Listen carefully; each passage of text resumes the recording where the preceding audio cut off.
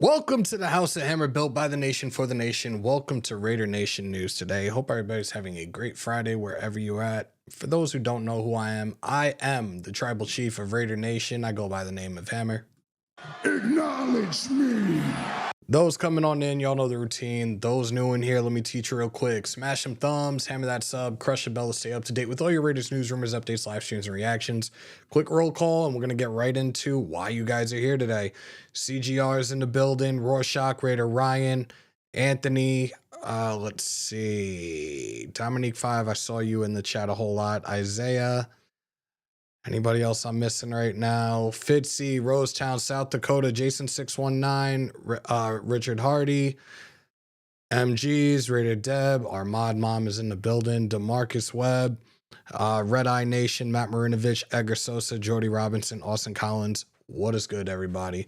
So let's get into it. Again, the reason you guys are here, Diana Rossini came out with a report earlier this morning.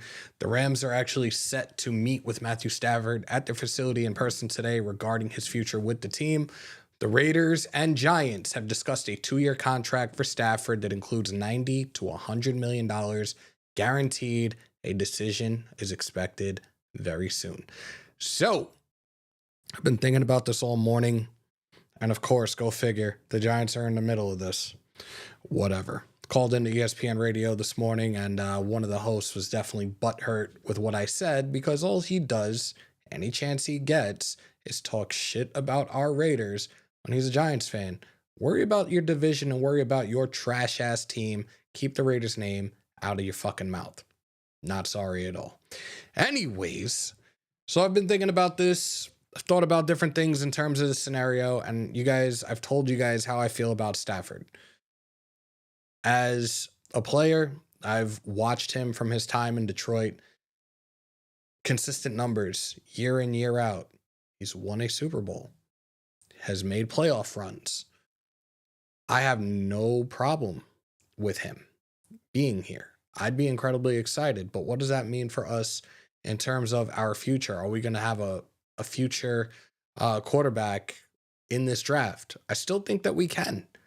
I actually messed around with the mock draft before. We're going to do another mock draft before the end, and we're going to put in the scenario in the event that we have Stafford and go the best route we can with a mock draft in the scenario or in the situation that Matthew Stafford is in silver and black.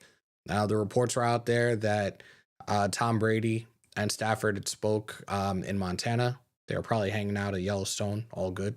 I'm incredibly optimistic about this, but I want to see if in fact are we going to be the team that gets him, or is this another one of those tactics that a lot of players have done with us and used us as leverage?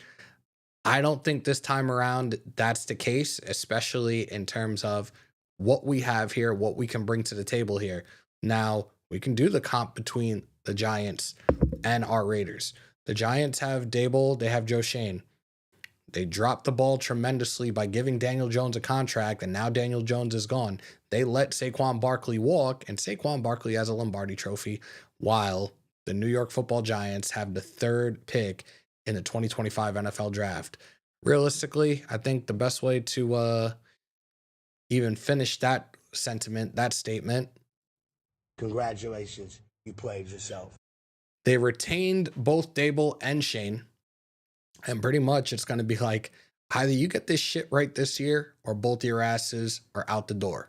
With us, Telesco's gone. AP's gone. We have a whole new front office. We have John Spytek as our new GM.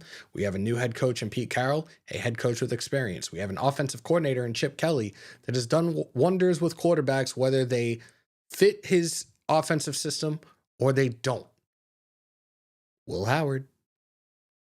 See where I'm getting there, especially in terms of the measurables between Stafford and Will Howard? Maybe Will Howard is the quarterback that we draft. It might make, I do think it could make a lot of sense in the event that we do trade for Stafford. I'm looking at different things and different angles with this situation. I'm here for it though. I'm 1,000% here for it. I'm just waiting to hear news break that it could actually happen. We'll see. Is Stafford considered a Band-Aid? I don't think so.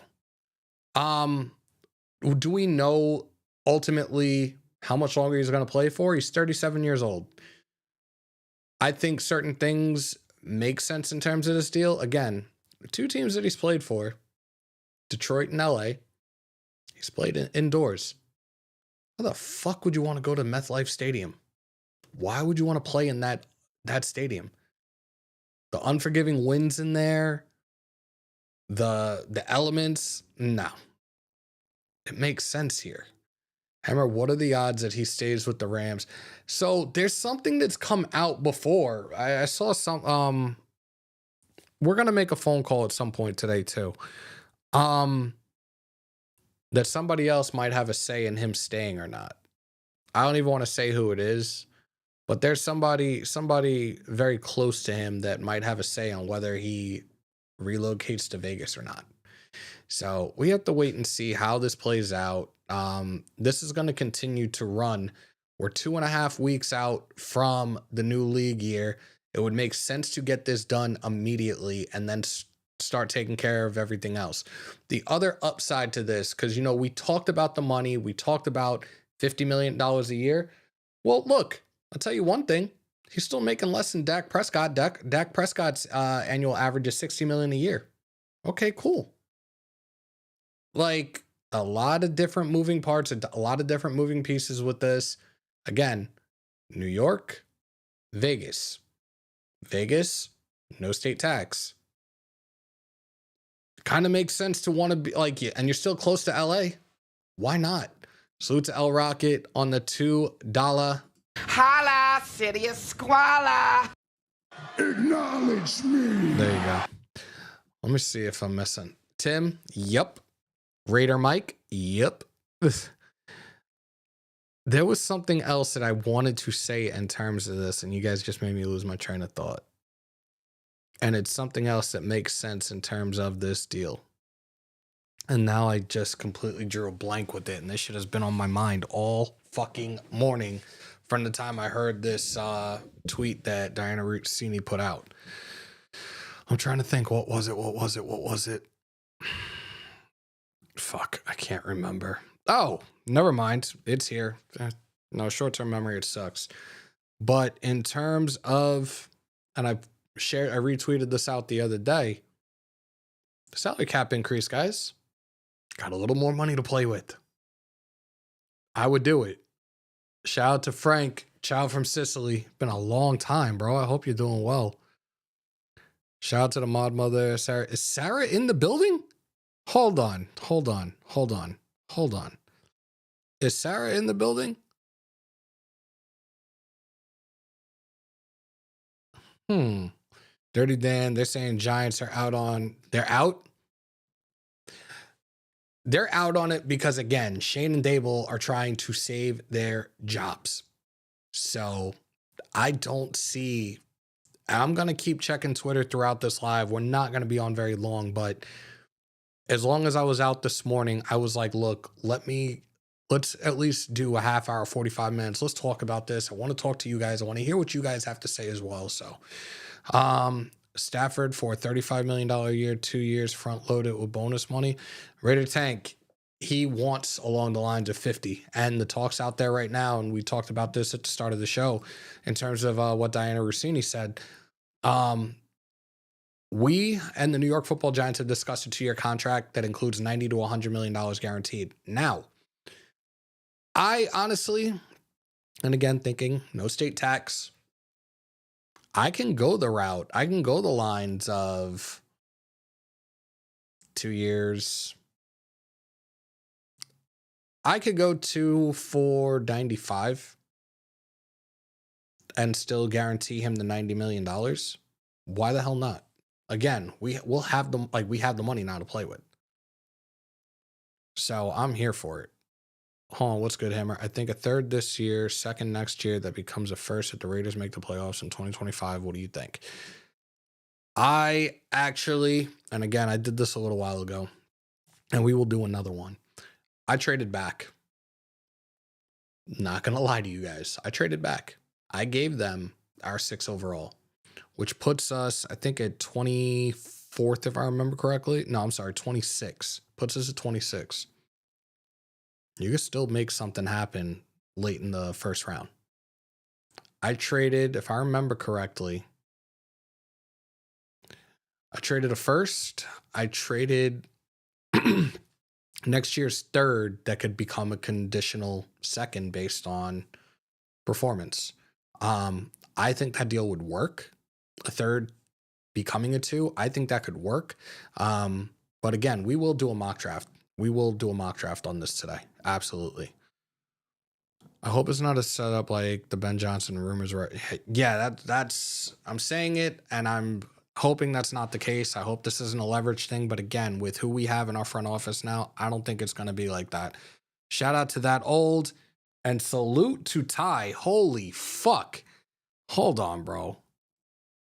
Just acknowledging your brother and beware Detroit Buddha. Oh, and let's take Matty Staff. Raiders. Salute to Ty on the $50. Holla, city of squalor. Appreciate you, brother. Yeah, I swapped first. I did swap first. You know what?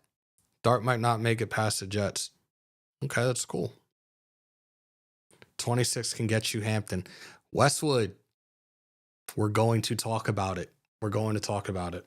Absolutely. We're going to talk about it. Let me leave this up here for a minute. It's leverage. Just wait till they announce he's staying. We'll see what happens. We will see what happens. I don't know. Like I said, there is somebody that's trying to keep him. Did he? Shout out to Bree. Just came out. Bree, however. Let me take a look real quick.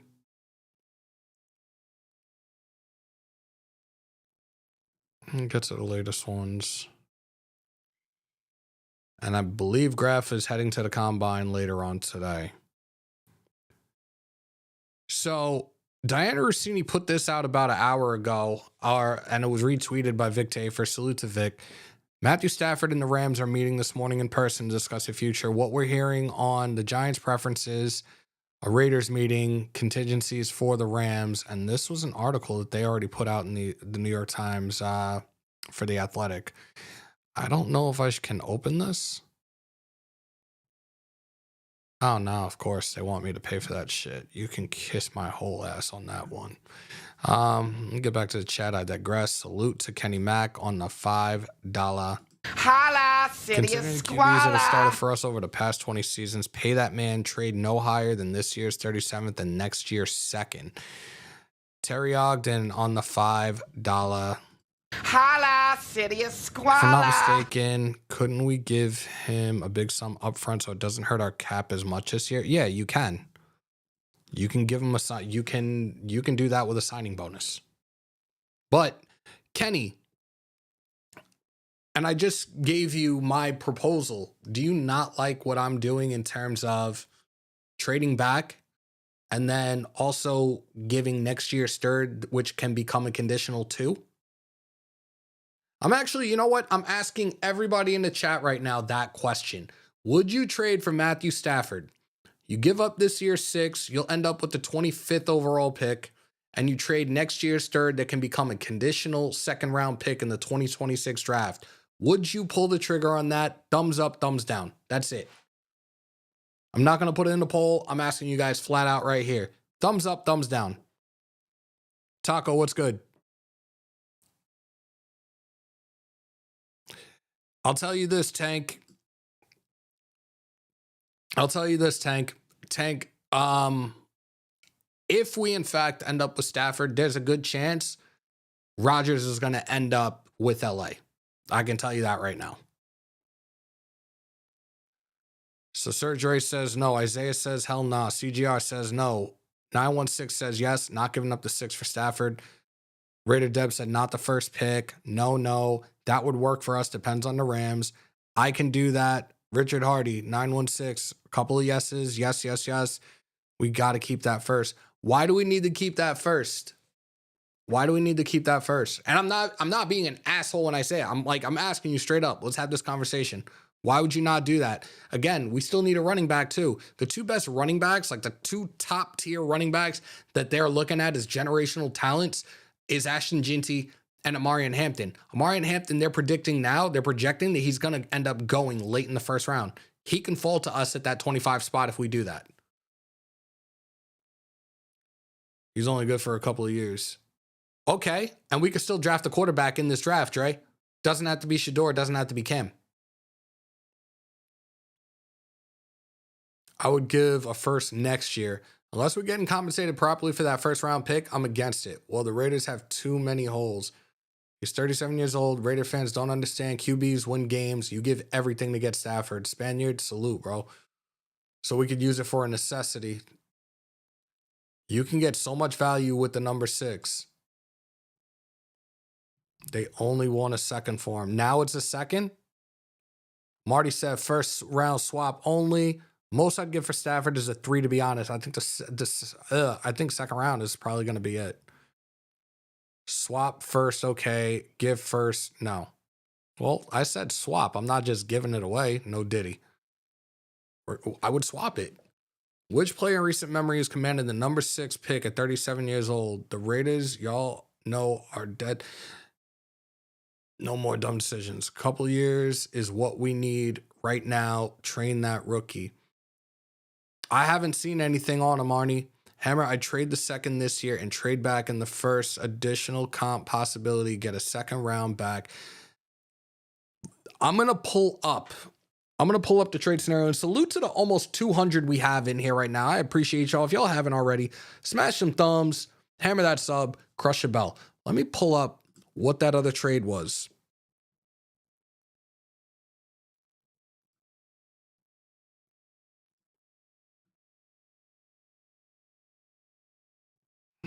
Fuck off. I'll fix it next time. All right. This was the trade that happened 2 years ago between the Packers and the Jets for Aaron Rodgers. When the Packers made the trade, they acquired 4 draft picks from the Jets. At the time in the first round, the Packers had the 15th overall. This is what the Packers received in that trade package, which I don't think we should be doing this much. First round pick, which was the 13th overall, so they moved up from 15 to 13. Second round pick, which was a 42nd overall. A 6th round pick, which is the 207th overall, and then the 2024 second round pick. You guys hear what I'm offering, right? I get it in terms of where we are draft-wise, but I don't see why this is not something that we're talking about or why this is not an option for a lot of you guys right now. Stafford buys us more time to draft a QB next year or the year after that. I'm looking at it, we could still draft a quarterback in this draft class, even if we do trade for Stafford. With Arch Manning, and you guys know how I feel about Texas, you know I love my Longhorns. I'm excited to see Arch Manning be the starter this year, but who's to say that he's going to come out, that he's going to enter the draft next year? I'm not taking that chance, and I'm not here for that tanking bullshit either. AOC and Demokes for staff. Y'all are stupid. Y'all are dumb. At this point, wasn't there, correct me if I'm wrong in the chat, wasn't there something that just recently happened between some of these reporters? And I want to say Ian Rappaport's name was in the middle of it as well. Just say yes or no. But I'm pretty sure I heard something that transpired over the last couple of days.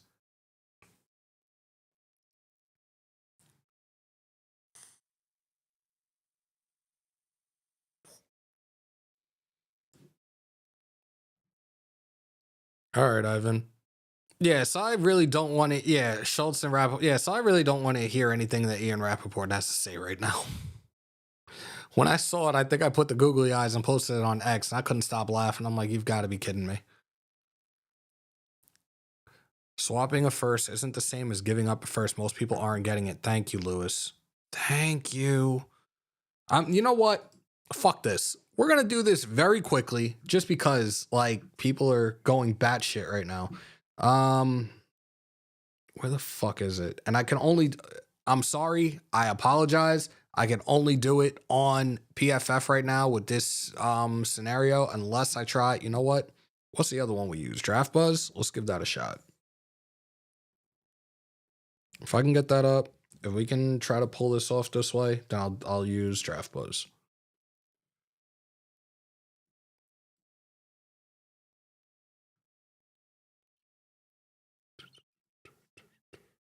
Sorry for the dead air, guys. Enter draft.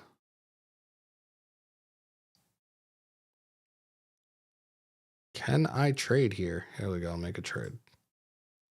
All right. Screen share. There we go. Select a team and players offer, then choose a team to trade with. So this year's, and I'm like I said, I will go next year's third.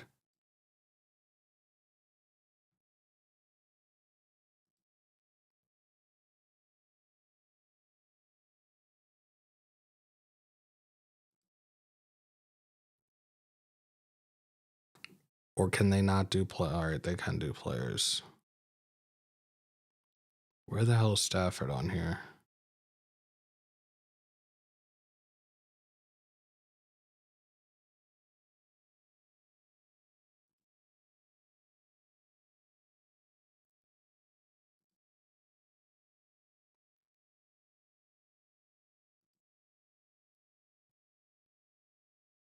Are you guys looking at this? Are you guys looking at this?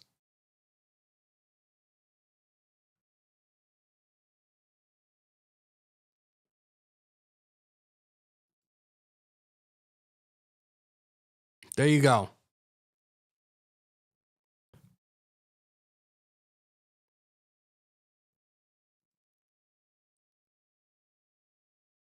Now we're getting trade offers and I'm rejecting all of them. So we're now at 26 and this is what we have available. These are the best players available. And Amarian Hampton's right there.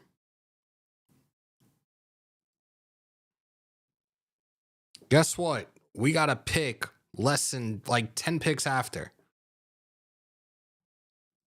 Best available. Well, not best available. Well, yeah, it is best available. What the hell? I think the chat guys, send me something in the chat because one of my screens just went down.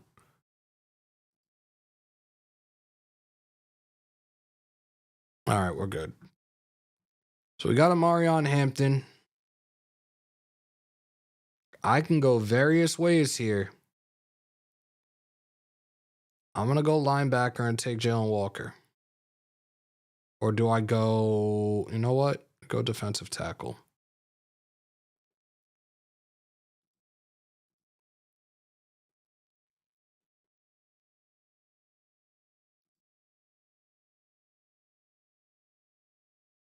Trevion Henderson is there. Do we double dip? We just got Amarian. Do we double dip?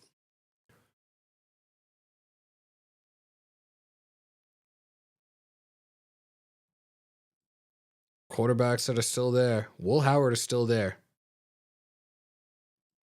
I'm going to double dip. I'm going to take Trevion Henderson just because the ties. Reject. Look, I got a receiver.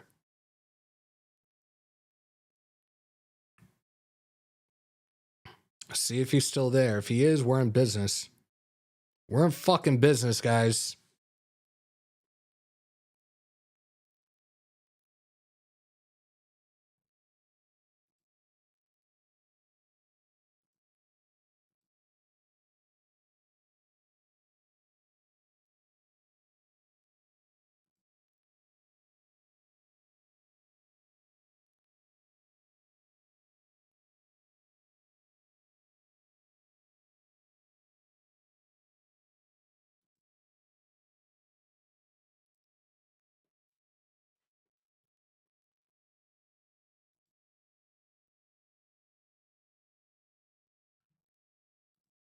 And when we finish, I want somebody to screenshot this and we can put this out.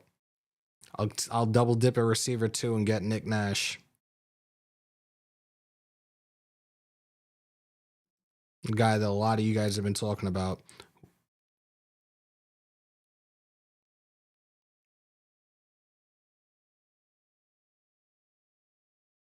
Kobe. Who do we have left?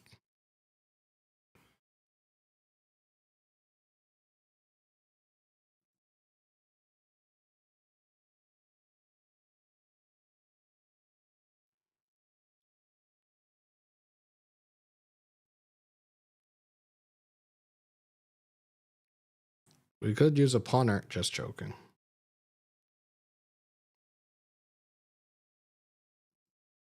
One thing we didn't get, I'm pretty sure of.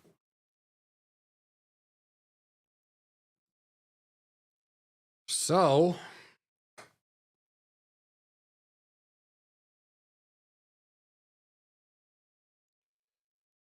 with the trade, and you guys saw what I did. You guys see what I did? I traded 1 and 3. Again, 3 could be a conditional to become a number 2. 26 overall, we took Amarion Hampton. And 11 picks later, we got a D-tackle and Kenneth Grant out of Michigan. We took Trevion Henderson. We double-dipped at the running back position. We got my guy out of Texas, the speedster, Isaiah Bond. We got a quarterback, Will Howard. I'm here for that. Tyler Cooper, offensive guard out of Minnesota. Another receiver, Nick Nash out of San Jose State. We got Kobe, the corner out of Kansas. Joshua Gray, the offensive guard out of Oregon State. Jack Kaiser, that's a graph guy. And that is the mock with that trade. Thumbs up, thumbs down, y'all. Thumbs up, thumbs down. Technically, we got 2 quarterbacks out of it.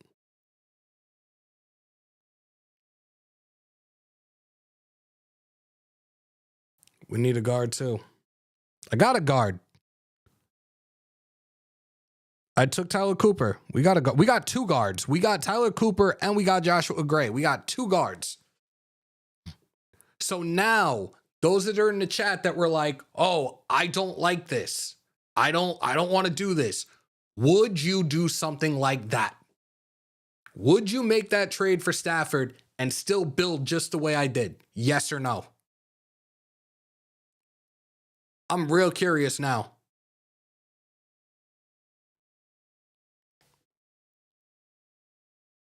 That's the best draft you've done so far. Oh, wow, thanks. What about the ones we did on Monday, minus the Quinn Ewers one? Yeah, that. Fuck. That Quinn Ewers one's your guy's fault. Best player available, and he was left. Fuck!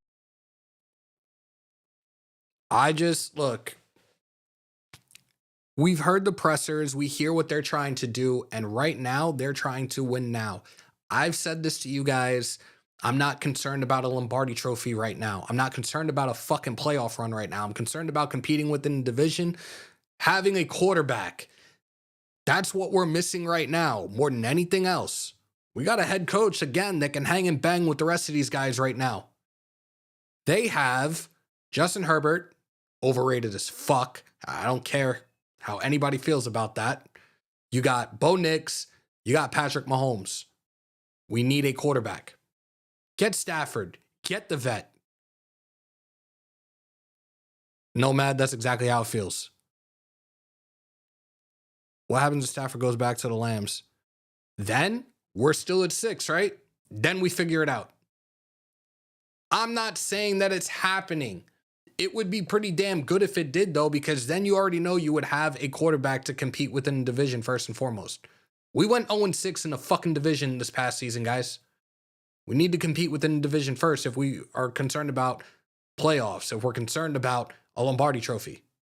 Let me fucking switch this over. Shout out to Grawl. Thank you for becoming a member. Guys, if you want to support me, support the channel, keep the lights on here. Best way to do it, click the membership link at the top. It is really, really greatly appreciated. Thank you, guys. It will go down this weekend, probably. You'll probably hear something about it end of this weekend. I remember last year you had me and Sarah do a mock draft, and 3rd round, I had to go to a meeting. I was pissed. Before the draft, or maybe if you're available for a mock Monday, we're going to have you do a mock draft all by yourself. Are you good with that? Yes, Herbert is definitely overrated, but better than anything we've had in quite a while, although that's not saying much. Flores, that's a fucking fact. Number 1 pick and win now don't go together. Ooh. You know what's crazy, though? I'm not knocking you for this. Number 1 overall pick last year was Caleb. I think a lot of us knew that that just wasn't going to be fun, his rookie campaign. But that guy that went number 2, very, very deep fucking run in his rookie campaign. Number 3, no, 3 didn't do shit. But you get what I'm saying. Exactly. Reason we shouldn't draft a QB with 6 picks. Sign or trade for a proven veteran quarterback. Jose, I don't know if you just came in. Did you see the mock that I just did, including trading for Stafford? I'll bring it back up on the screen if you need me to. Appreciate everybody in here. We got 184 in the chat. We are 27 away from 10,200. Tell a friend to tell a friend, y'all. Let's run that shit up. Let's get there. You know the goal right now is 15K.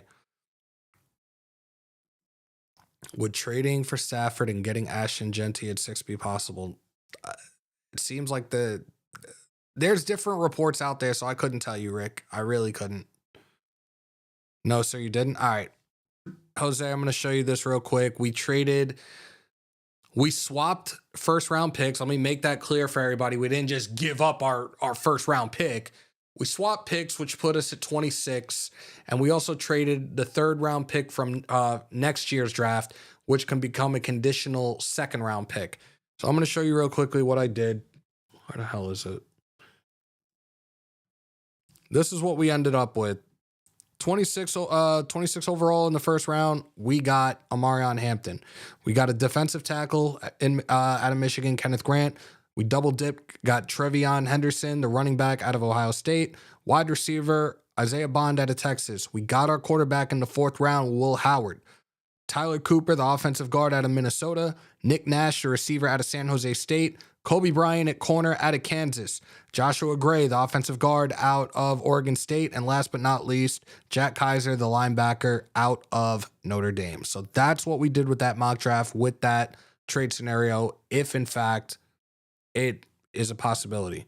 Now there's reports coming out there now that apparently he's going to stay. I don't know.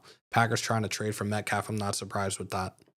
And you guys know how I feel about Metcalf. I would love for him to be traded, for us to trade for him as well. Only sign Stafford if it comes with a free cup, then go to sign Metcalf.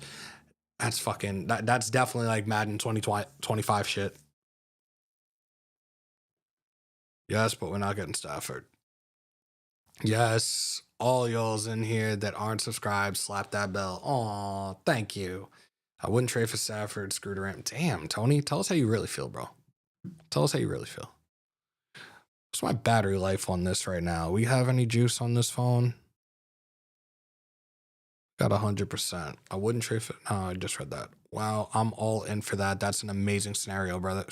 Thank you. At least some people actually... Some people love what I have to say. Some people love my opinions.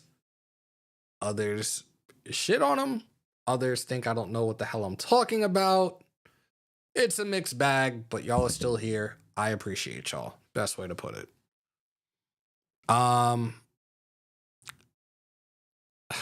Do I do this right now? Should I do this right now? We've been on for 34 minutes. Should I do this?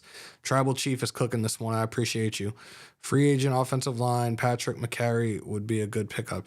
So for those that didn't see, plan A is out the window in terms of free agent offensive guards. The Chiefs are franchise tagging Trey Smith. We talked about Freese. We talked about Mekhi Becton. Again, I'm not trying to see Becton trying to command tackle money because, long story short, bro, you're not a fucking tackle. And we are another team that has our tackles in place. We need guards. So I hope he's not trying to shaft anybody and pay me like a tackle. PSA, boys and girls, meth is a terrible drug. Absolutely not. I'm not paying that money. The waiting game is crazy. Steel Cage, you ain't lying, bro. I appreciate you, and say F the haters. I appreciate you, bro. No, you reminded me of the new T-Mobile commercial, giving it up too easy. Slow down. Pause. You know I'm with you, Hammer. I was the one who said Hampton at 26. Yeah, Westwood, definitely. And again, there's things coming out now that they're saying that you're looking at Genty and you're looking at Amari and Hampton being those generational talents at the running back position in this draft class, and that Hampton could be, in fact, drafted late in the first round. Look, if we were to do this, if Stafford is, in fact, going to be traded to us, do it that way. And so help me God. I'm pretty sure nobody has done this yet. At least that I know of. But so help me God, if there's a trade that does happen that is similar, if not to the exact trade proposal that I just put out on this live, somebody needs to create a petition to put me in the front office with the Raiders. Just saying. Henderson in the third and Howard in the fourth. Those are two guys I'm hoping Raiders draft. Henderson or Jukins, Howard or McCord in the later round. Patience is a virtue, not a given. Yup. Hammer better get his credit. I'm telling you now, if they do this, if it happens, and this is a huge if right now, but if it happens, or it's along the lines of what I just put out there during this live, somebody better hire me. Or I'll be on some Mac shit next and be like, fuck you, pay me. Because clearly I know what the fuck I'm talking about. 83, I do not remember. I don't remember. Let's do this. It's been a while. Sort of. We only had one the other day. Actually, no. There is somebody I need to. We're going to bother right now. We're going to bother.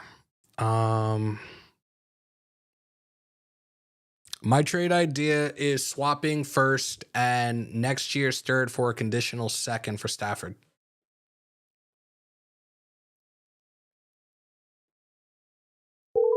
Let's see if this actually happens. No, I think he's at work. Yeah. Yo. What's the word? Say hi to Raider Nation, bro. What up, Raider Nation? I didn't know. I know you had me. I didn't know you had me calling me. Ladies and gentlemen, Joe Rico is. Damn, you call me. I'm gonna stick on my computer. I'm looking at shit. Wow, what's happening? Ain't shit, bro. Ladies and gentlemen, it's back. The Hammer and Joe Show. The Hammer and Joe Show. What's the word, man? You tell me, bro. Diana Rossini put the report out earlier in terms of it's down to 2. The Rams are set to meet with Stafford in person at some point today.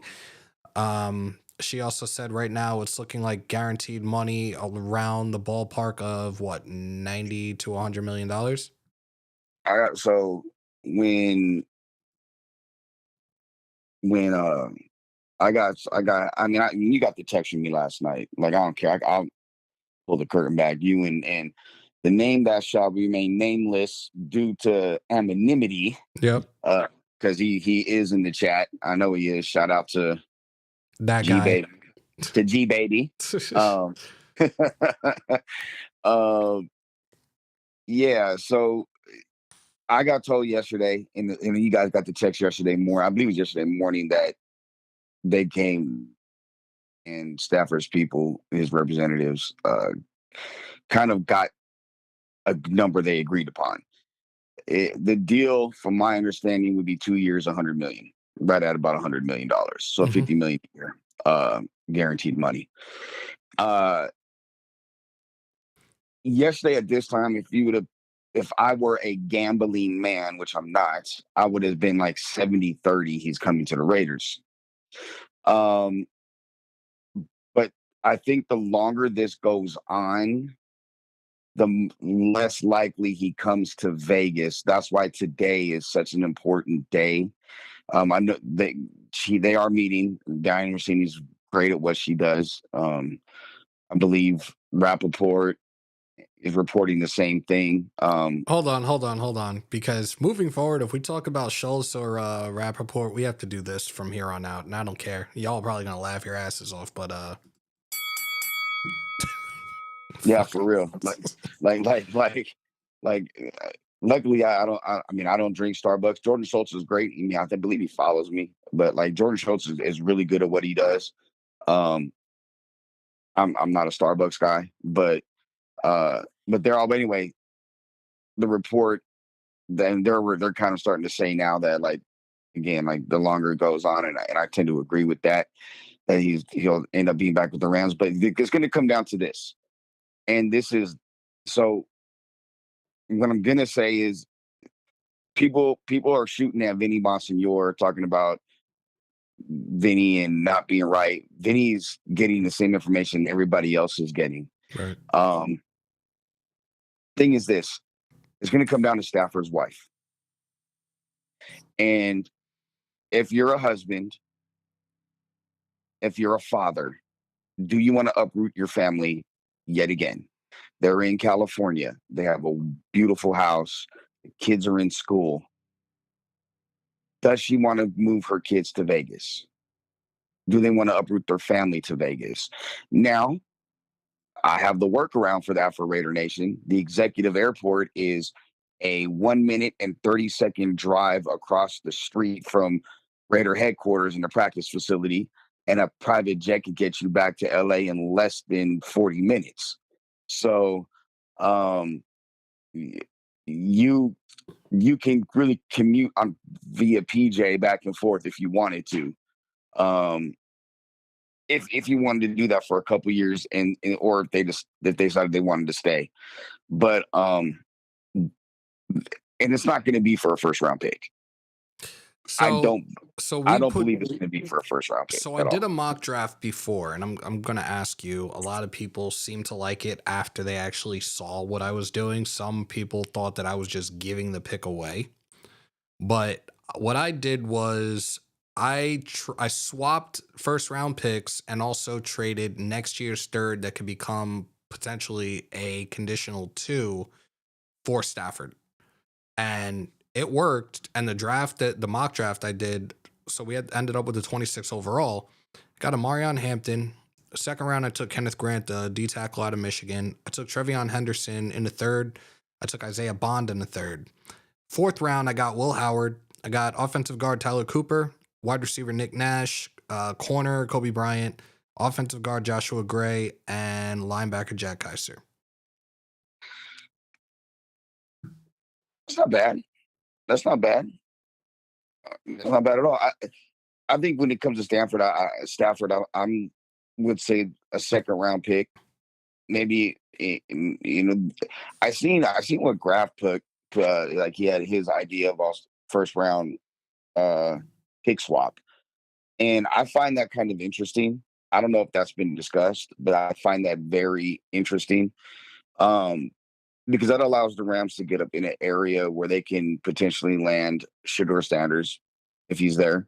I'm convinced that the Rams are going to end up going after, if Stafford ends up being traded, I have a strong feeling that your boy is going to end up in LA. And I'm talking about Rodgers. Oh yeah. I think that's the prevailing thought. I mean, I didn't make it to the combine this year, but we had people on the ground, and that's been kind of the prevailing thought between everybody there. That's the scuttlebutt in the hallways and around Lucas Oil Stadium. In the conversations they're having is Rodgers to the Rams. Should Stafford be gone? And it makes a lot of sense because one, he knows the offense.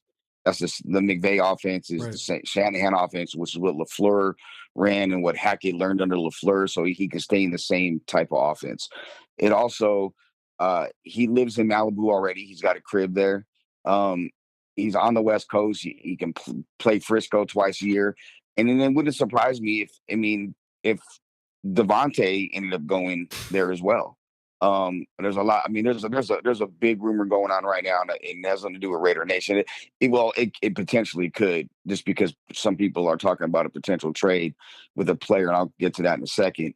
But I don't really see. I really don't see Rodgers not going there, and them not taking a quarterback early in this draft to groom No Diddy to get to take over in a year or so. And if that would be okay, as long as Rodgers is there to play quarterback, not play GM and offensive coordinator. So that could be something that would definitely keep an eye on. I think right now it's 50-50 with Stafford, bro. Like if I had to put a percentage on it, Yeah. and then I think we'll know probably by this evening. Uh, I'm kind of hoping it does. The earlier it breaks, the better, because then the focus can be shifted to, okay, now we can pivot, and then the Raiders will get into free agency. Go get. I believe if they don't get Darnold, they pivot, or if excuse me, they don't get Stafford, they pivot to Darnold in free agency. I know you and a lot of people in Raider Nation don't want to hear that, but No, I no, just no, believe that. no. It's not that I don't want to hear it. And you and I, we had this conversation a couple of weeks back where we both know inside the walls of the facility that it really, realistically, was only between two quarterbacks this offseason. And it was Stafford and it was Darnold. So Yeah, it's yeah. it's really realistically for us 1A, 1B. Well, and with that, I mean, you still, and then that gives you so much firepower at the sixth spot. You can take the D tackle from Michigan if you wanted, who's going to be a stud. You could go get another edge rusher, uh, like the kid from, I want to say, A&M that just lit up the combine last night. That's probably going to end up being now a top 15 pick, and he was a guy that was a fringe first rounder. Just and his tape, um, his I think his last name is Sherman. His tape, he doesn't have, and if you look at the numbers, he doesn't have a ton of sacks. But if you look at the pressures and the hurries from the quarterback, that's impressive. So he can eventually, get there. And then you could take the running back at the sixth spot. You could take Genty, and now you have your with Darnold and Genty, and then you can focus on maybe in free agency going and getting a receiver. And this goes to what I was going to say. DK Metcalf, for instance, there's a report today that Your Green. Packers are interested in them? I got told last night that they had a conversation with Seattle, but the reports are starting to come out today from a couple of guys. One of them is locked on Seahawks. Another one is Peter Bukowski, who's locked on Green Bay, and Pete's dialed in with a lot of people, and a couple other people have said that that could be happening potentially. Now, I don't think it's for a first round pick, but a fourth rounder and a receiver. I could definitely see something like that happening, because there's a big contract that's going to have to be reworked and paid out, because I think DK's coming up on the end of his deal Yep. relatively soon. So and I know a lot of people in Raider Nation thought, DK and Darnold to go along with Jacoby, Brock. Bowers, and Myers. So I mean, or Mayer. Those are that could be a good group, and then you throw Genty in there. Now you got some offensive firepower. But what I will say, this all adds up to one thing for me: is the Raiders aren't trying to do a slow rebuild. They're going in to win right now. Yep. With Pete, the Spy Tech, They're trying with to Brady. they're trying to compete. Ha ha ha ha. And I'm looking right now at Bleacher Report, a tweet that they put out, and I'm also looking at one that Ian Rappaport put out. They both put these out about an hour ago. Matthew Stafford returning to the Rams feels more likely than a few days ago when it appeared he was set to leave. Ian Rappaport from last night, a Matthew Stafford decision looms, and his return to the Rams feels more likely to those involved. Nothing final, but clearly more likely than a few days ago when it appeared he was set to leave. So here's the deal. Like, and I kind of this morning at 6:15, as I was sitting awake and looking through things, I seen a report that essentially was saying uh how Stafford, like the Raiders being used for leverage for a deal and things of that nature. People were saying that in the chat as well during this live today. Okay, so let me break this down to people. Now that I'm not an agent, but I'm in the agent world now. I kind of have a way better understanding of how a lot of this shit goes on in the conversations. For 3 weeks, Matthew Stafford has had the ability, through his agent, to talk to teams. The Rams have had an offer on the table for Matthew Stafford. They wanted him to go the same way the Ravens did with Lamar Jackson, the same way that I think last year the Chiefs did with the guy they transition tagged or they tagged last year.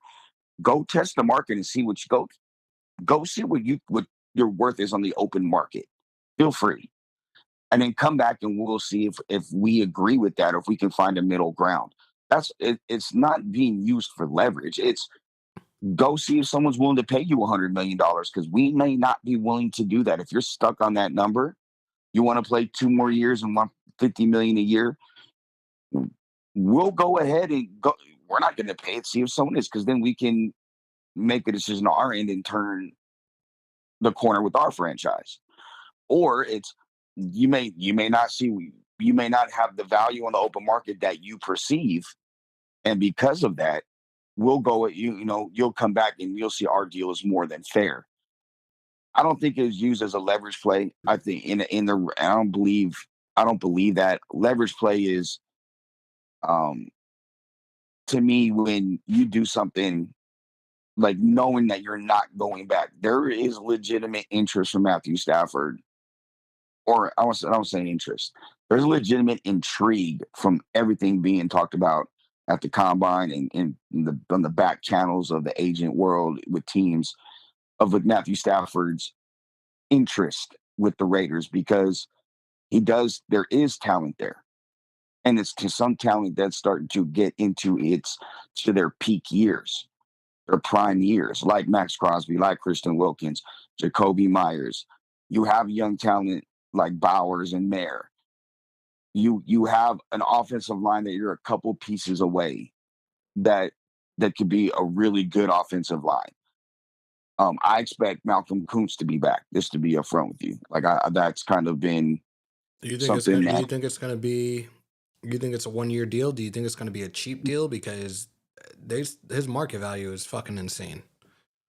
Understand, I don't know about a 1 year or I don't want to say a cheap deal. I think if you're the Raiders or any, in particular, since that's who he's playing for currently, and the way the cap went up, and also with and obviously inflation and plays a part in that, but more so the TV contracts, the TV deals, that is what's infusing more money into the salary cap. Because all the new money for the TV deals are coming in the next, I think it started last year, this year, and next year you're going to see just substantial jumps in the cap. So,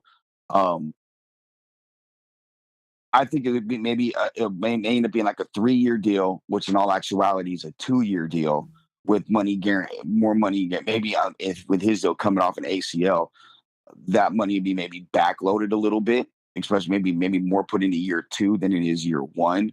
I know a lot of teams want to front load most of the deals, as Yep. you know, because now you take the hit now with the Raiders having the second or third most cap space. They can create even more cap space by restructuring, re-signing certain people. There is a legitimate chance that they can really go out and spend. That's why the $50 million number for Matthew Stafford, the Raiders aren't blinking at, because they know they can afford it they can create more space. Right. And to this point about contracts and numbers and why numbers look a certain way on paper because it resets the market for other players and the agents like that. If it's a 5-year deal, really it's a 3-year deal or a 4-year deal. If it's a 4, it's a 3. It's always a year or 2 because less. now they finally, this just started happening within the last few years where they're putting that language in the contract with these opt-outs and ways to get out of the contracts. And I've mentioned this in the past in terms of the out that they had with Derek Carr, the out that the New York Football Giants had with Daniel Jones. And I've talked about this in terms of free agency as well. If we were to get a guy, if we were to, in fact, get Sam Darnold, you can do almost the exact same thing, put that language in the contract, and you can be out of it after year 2 or even year 1. And here's the thing, and I can make a case why Sam Darnold right now is a better fit than Matthew Stafford from a financial standpoint. Stafford wants 2 for $150 million a year. If you give Darnold 4 for $100, that's 25 a year. That's half of that. And I mean, that gives you more financial flexibility But to his make more. market value is slightly over $40 million. As it stands for Darnold right now, his market value stands at like slightly over $40 million. Like I wouldn't mind going the route of a 3-year, $120 million deal. I wouldn't either. That would be, to me, that would make sense. And what that does too is you could draft a quarterback if it's not like, like I've said this on the show, and I've said it since January. To me, I'll take Jackson Dart over any quarterback in this class. Right. That's not a popular opinion. And that's not directed to be a slight at Shador or Cam. I think with both of them, there are things behind the scenes. For instance, with Shador, I think, Vic is talking about it openly now, the baggage that comes with Shador. Like when Vic, in Vic's dialed in as anybody.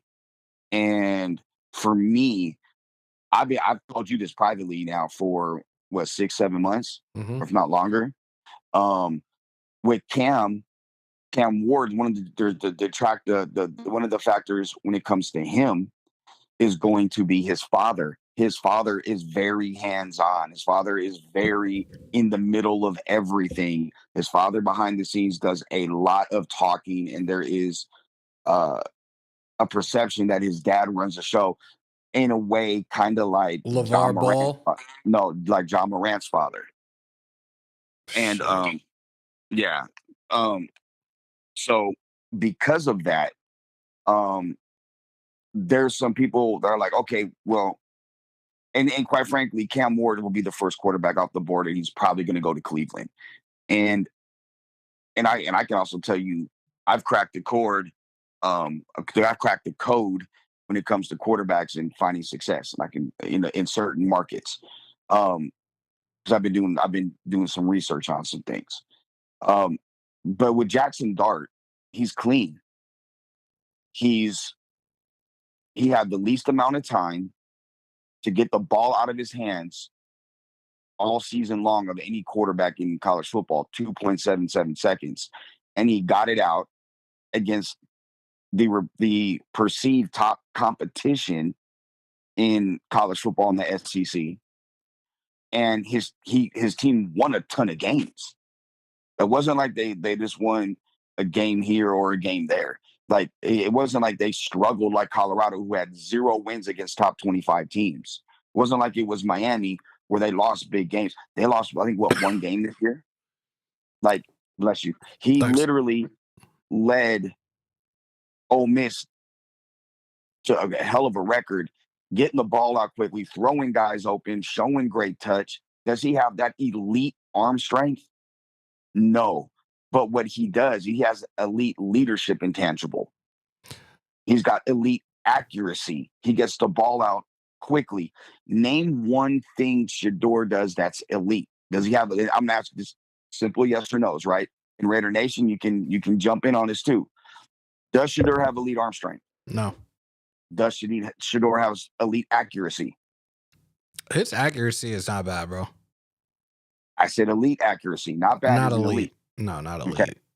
Is he known as an elite leader? No. Is he known as an elite athlete? No. It does. And this one I'm gonna kind of, it's a tricky question, and I'll expand on it. Does he have an elite processor? No. Okay. What makes him an elite quarterback then? If nothing he does is elite. But who has been out there calling him elite? Oh, he's the number one quarterback. He's legendary. He's the top. Like there are people, in order for you to be a franchise quarterback, you have to have elite traits, at least 2 of them. He doesn't have 2. He doesn't have 1 of them. Now, to me, that's a red flag. That's a red flag when I'm looking at quarterbacks. Can we call Vic right now and get him to talk about this too? Vic's at the combine, man. Vic's at the combine. Paul's at the combine. All the homies are at the combine right now. But the other thing with that is this: when when you don't have elite traits, you can't be a franchise quarterback. And people want to talk about, oh, well, he's worked with Tom Brady. He, he's Tom Brady's mentored him. That would mean that his processor and the way he processes and breaks down defenses should be at a different level. If that was the case, why did he take so many sacks holding on to the ball so long this year? Yes, his line was dog shit. I'll be the first to admit that. But you still have weapons all over the place to get the ball out quickly, yet you're not doing it.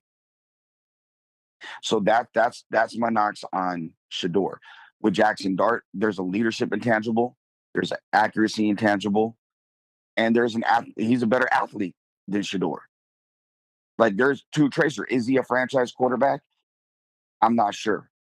I don't think I can't be. It's not like I felt last year with Jay and with Caleb. Yeah. But and I had a scout tell me this year, literally a guy that if those three quarterbacks were in the draft this year, there'd be quarterbacks at best. Dart would be 5, Cam would be 6, Nix would be 7, and Shador would be 8. They put this thing out a couple of weeks back in terms of the 3 top quarterbacks in last year's draft class, and if you insert Cam and Shador, and they had it as 4 and 5 for Cam and Shador in that draft class. Yeah, I don't think. Okay, let's go back to last year's draft class. Caleb, potentially a generational quarterback. Like he wants to be co-star. Caleb's different. Jay's different. Drake May flashed enough last year to make you go, oh damn, okay. He's got some shit to him. Michael Penix threw the best ball of anybody in the draft class last year. Is Shador better than any of those 4?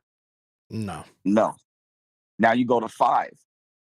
Jackson Dart and Bo Nix are very similar. I think where I like more about Jackson Dart is he won in the SEC where Bo Nix left the SEC because his butthole puckered against elite competition. I take the guy that doesn't flinch versus the guy that dips out.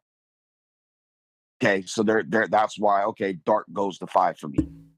Now goes Nick, Shador, Cam. Well, the thing about Cam's got elite arm strength. That's why I think he goes to Cleveland. If you're going to be in inclement weather in an area where you got a lake near you with high winds and bad weather, you have to have elite traits. The reason why Green Bay cracked the code with quarterbacks, and I'm going to tell you what they did, and it's physics. From Brett Favre to Aaron Rodgers to Jordan Love, Brett Favre's hands were huge. Brett Favre's legs and base were huge, and his feet were huge. John Madden said in the Super Bowl he could pick up a baseball with his foot. And people think, oh, that's weird. No, but that shows that's physics. You play inclement weather. Aaron Rodgers, huge hands, huge base, fast processor. Jordan Love is same thing, big arm, huge hands, big legs. They play in cold weather. That works for that. If they were playing in a dome, oh, they would really light it up. That's why Favre had a great year in Minnesota prior to him having the shitty year and retiring and being hurt. So Cam Ward makes a hell of a lot of sense for Cleveland based off of his big arm, the attitude that he's not going to lose. Like there's a leadership quality there with him too. So I'll take Ward over Nix. Then I'll take Nix over Shador because I think Nix is a better athlete. I think he's more accurate, and I think he's got a bigger arm. So that's when I'm looking at quarterbacks and I'm talking to teams, and we're like, and literally had a scout who works for us at our company broke it all down, and we started talking traits. I had a 2-hour-long conversation with him 2 days ago about this. And we started breaking it down. I was like, oh, damn. And that's where, when we started breaking down this quarterback class, that's why, for me, Dart jumped up. And that's why Dart now is moving up. Don't be surprised if he's a top 12 pick. Wait, who's the top 12 pick? Dart. Don't be surprised if he goes even top 10. Because I'm going to tell you, you can say that, but let's be real about this. When you look at teams that need a quarterback picking in the top 10, somebody's not going to get Stafford. Somebody, who else is out there? Are any of them going to go after Aaron Rodgers right now? No. Rodgers' best bet is the Rams. Yeah. After that, it's like, okay. So then, Russell Wilson? No throw in Justin Fields? Justin Fields to the Jets is probably going to happen, by the way. Wait, say that again? Justin Fields to the Jets is probably going to happen. His career is about to die.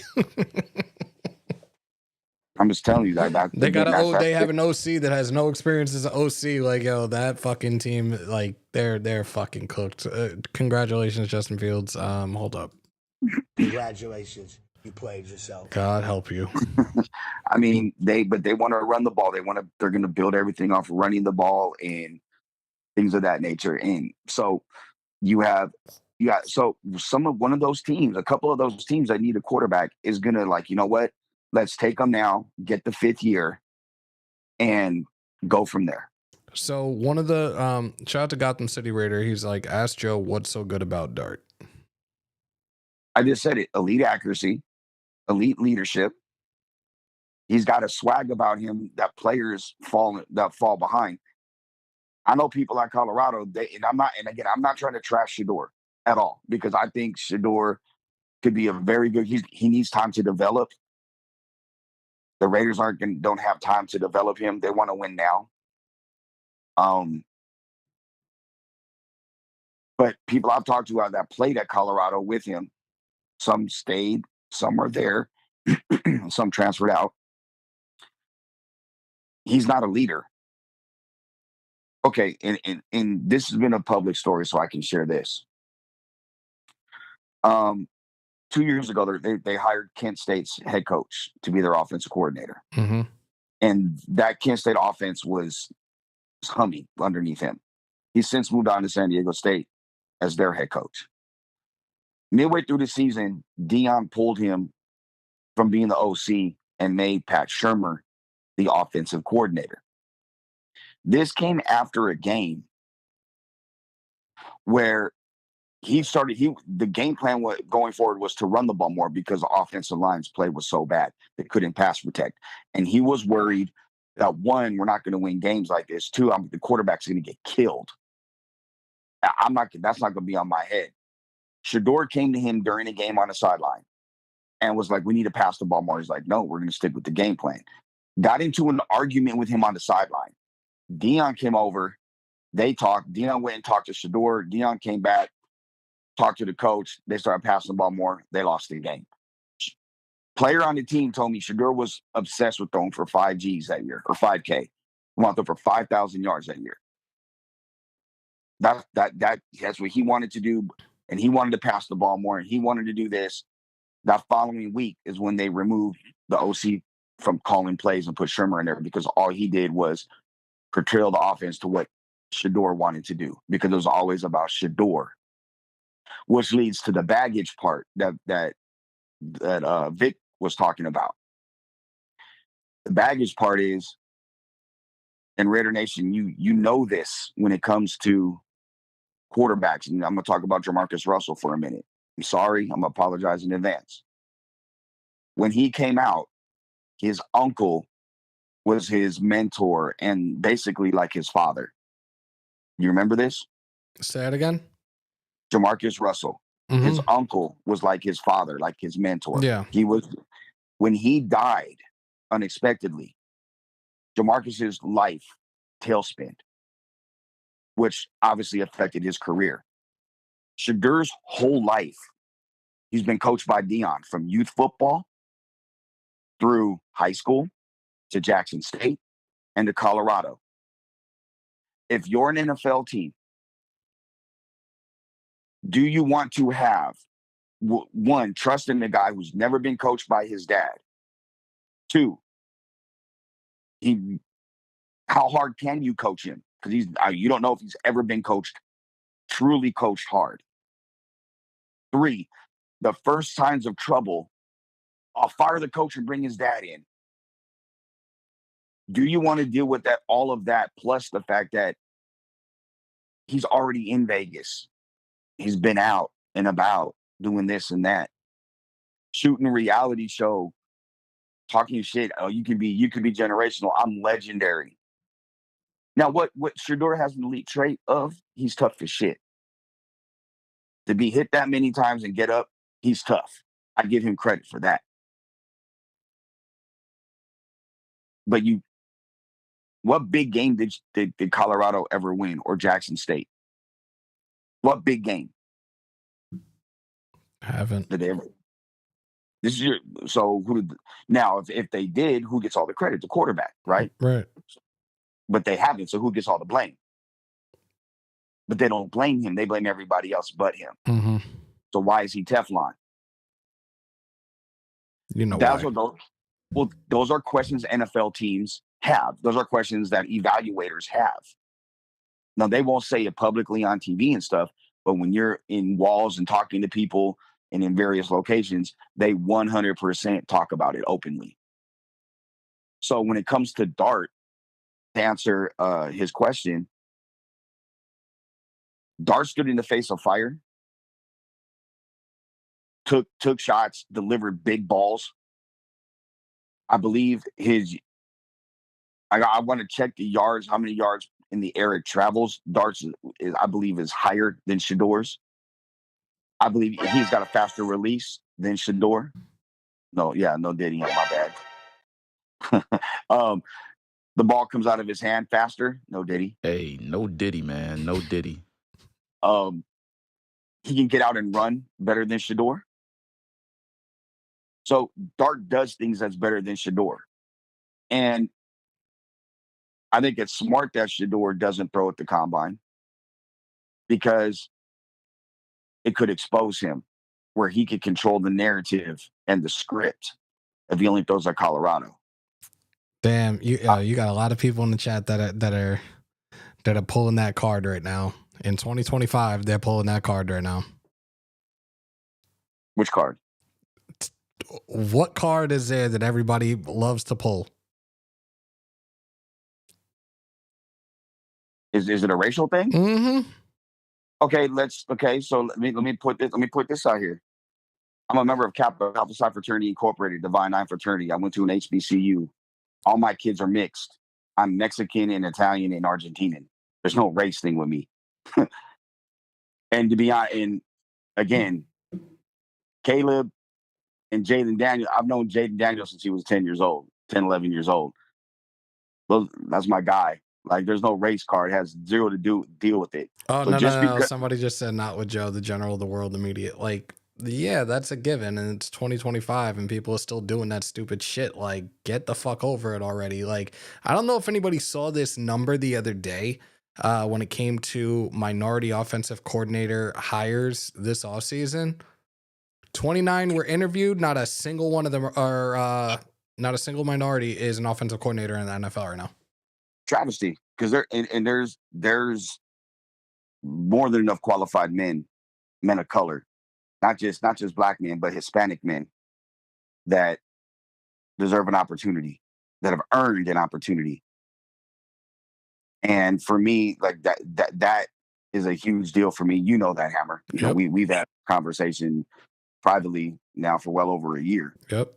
There is legitimately a problem in the NFL and in pro sports in general. Why is there not one black Major League Baseball owner? Why, why is it so hard for a black head coach to have the same opportunity as a white head coach? A white head coach can get fired and get a job in the same cycle, or the cycle the following year. A black head coach, you're stuck waiting years. Look how long it took for Raheem Morris to get another gig. Why did Dennis Green, after the Arizona before he passed, never have another gig? Why did Sherman Lewis, I'm going to date myself, never get a head coaching gig when he was with the 49ers the same time as Mike Holmgren went to Green Bay, was their offensive coordinator, went to other places, was their OC, interviewed, but never got a gig. Winston Moss deserved a chance to be a head coach at one point. He earned that. So that's a problem. But I say the general media, I can't speak for. I'm not media anymore. But I do know that there are people. I can say this. I want to say this the right way. There is a certain personality on a major network that gets applauded for their football knowledge and throwing out statistics and numbers and everything like that, that never played it down. Oops. Never did anything, never worked for a team, just had a podcast but has producers in her ear. Oh, it's not me. No. Producers in her ear while she's on mainstream TV, giving her all the information. And they are pushing her to be this football expert when she says things that are contradictory to general football when she goes off script. Are we talking about Joy? No. Damn it. I'm not. No. It's my boo. No. Why would I talk about Joy like that? I don't know. Never. It's sad that I think they let her go from Fox, by the way. Go watch Marcellus Wiley's latest podcast and he breaks it down. I'm gonna cry now. Or she's on leave from the whole scandal, which, bro, I had worked in media well over 20 years, and that is commonplace in those places, to be honest with you. But the point being is the person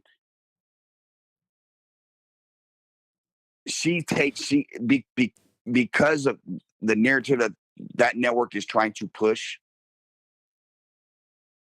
she's taking an opportunity away from a qualified person, male, female, person of color, whomever, to have that job and really be informative and give good information. Is it Kay Adams? No. Kay's great. No. God damn it. I don't know. I'm throwing names out. I'll tell you off air. I'm not going to say it publicly, but you're wrong with both of them. Mina Kimes. I win. I didn't say anything. I didn't say a name. Salute to Raquel. Salute to Isaiah. but yeah, and that's a deal with a lot of people where a lot of people, she might be a good person. I've never interacted with her. I actually called in, now we're having this conversation. I actually called into ESPN radio and was talking to Anita Marks, and it was something that she had said that I had to fire at her and shut that shit down. And it didn't come from Anita. It came from this other person. So I get it. I completely get it. But it came from Mina. Yeah. This was a while back though. So I don't want to, because I know he goes at her all the time. Jason Brown, Coach JB. Yeah. I've known JB.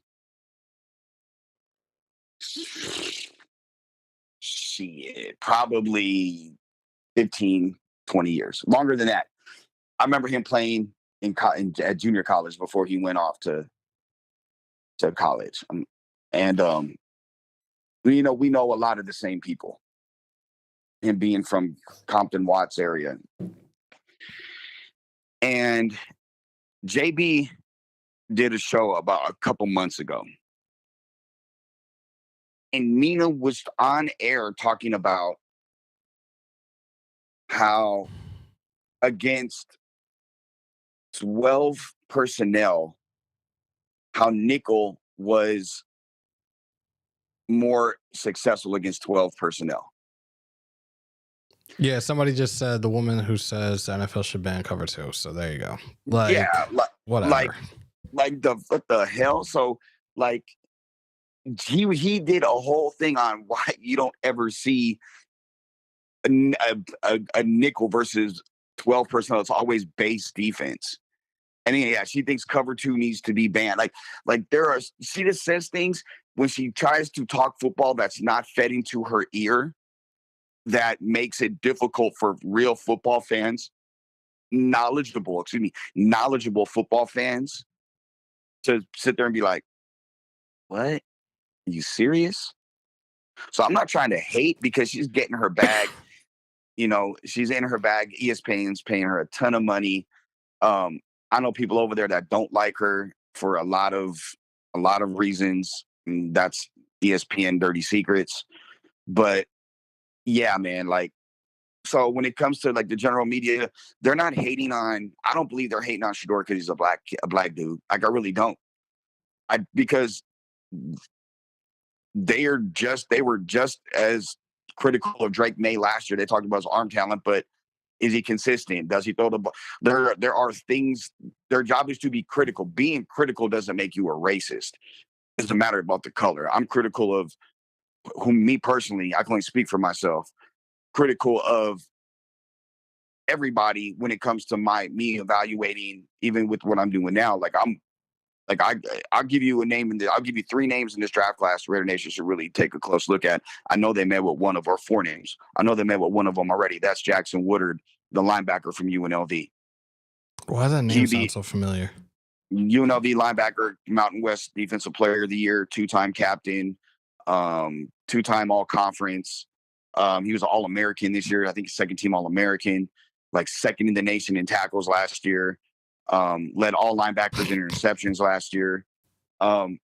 Woody and he lit up the combine yesterday. He didn't put up his numbers aren't great, but every drill was done to perfection. That's him. And he's a guy that'll have a 10, 12-year career in the NFL and end up being a head coach someday somewhere. Ricky White III, another UNLV kid, the receiver. He not only does he bring value as a receiver in the probably mid to late day 2, but early day 3, he gives you so much value on special teams. He led the nation with 4 blocked punts and almost had 2 more last season. In one season, had 4 blocked punts. Also was a 2-time All-American. 2 years ago was second in the country with for over 1,400 yards last year. I believe he had 10 or 12 touchdown receptions. On less receptions with quarterback play, which wasn't as good. Another one is, and he could go day 2, cornerback Noel Williams from Cal. Noel is an elite corner, smart, physical. He'll run in the 4.4s at 6'1", probably about $195.